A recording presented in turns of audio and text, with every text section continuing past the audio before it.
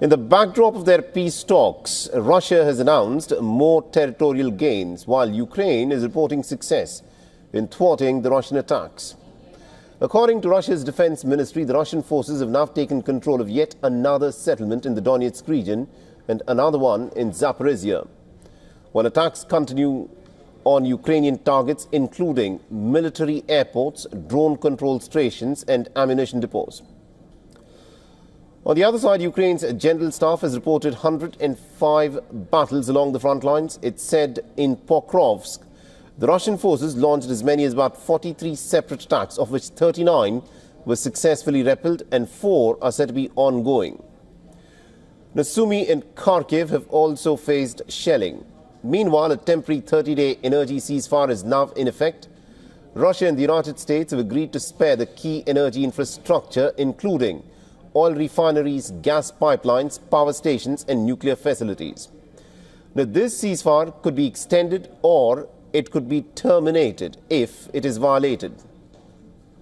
In a separate development, both countries have agreed to revive the Black Sea initiative, but only if sanctions on Russia's agricultural trade are eased. And this would include removing restrictions on Russia's food and fertilizer exports.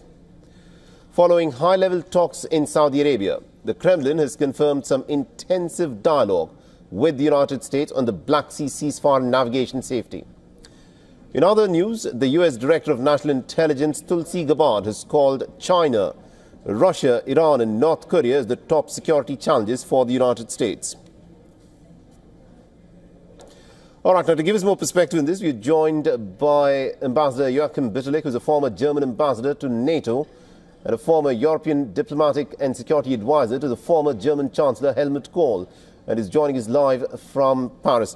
Now, Ambassador, so there is what many would describe as a partial ceasefire, especially in the Black Sea, and also an in-principle agreement that neither nation would attack the other's oil and energy infrastructure. But the question, of course, is this: with the attacks that have been ongoing, can this in-principle ceasefire hold? Well, it seems that we have two ceasefires in front of us. One with regard to energy installations and the other one with regard to the Black Sea. But it seems, if I follow rightly the two declarations, the two communiques, that one of Moscow and the other one of Washington, that this depends on lifting a certain number of sanctions existing contra Russia. And President Trump, it seems, has promised to examine this lifting of sanctions. Therefore, there is not a real ceasefire in force for the moment. We have seen drone attacks on both sides in the last 24 hours, even after the publication of the communique. On the one hand, we have seen a drone attack of Ukrainians in Belgorod. On the other side, we have seen Russian drone attacks on Mykolaiv. Therefore, well, it's a beginning of, let's say, an attempt to reach ceasefire or ceasefires step by step, right, but not yet accomplished. Interesting. Now, the Trump administration's approach towards Russia has been very different from Biden administration's approach. Now, the Biden administration was completely opposed to the Nord Stream pipeline that connected Russia with Germany. That pipeline, of course, was in many ways sabotaged. But are we getting indications that under the Trump administration that the Americans would be willing to re-establish the Nord Stream pipeline between the Russians and the Germans?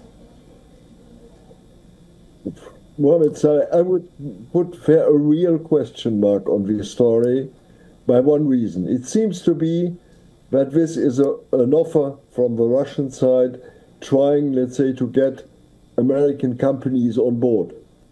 Right. And it seems that even the Americans are examining it. On the other hand, reopen or the attempt to reopen this gas pipeline would be, let's say, poison, a real poison on the whole attitude of the Germans. They have changed their policy in the last 3 years now with regard to gas imports. They are depending on others now. They are depending on Qatar, on the US and others. And it would be poison at the same time to the unity of Europeans. Please imagine for 1 second, this pipeline has been bombed by, it seems, by Ukrainians, by Ukrainian unit. Now to reopen by the Russians, look at the German neighbors, look at Poland, what they think. I think this would be a real poison towards European unity with regard to any policy towards Russia and towards the conflict in Ukraine. And therefore, I take these news with a certain distance. Right. All right. Very interesting. Thank you very much, Ambassador Bichlik, for joining us with that perspective there. As always, a pleasure, Mohammed. For all the latest news, download the WION app and subscribe to our YouTube channel.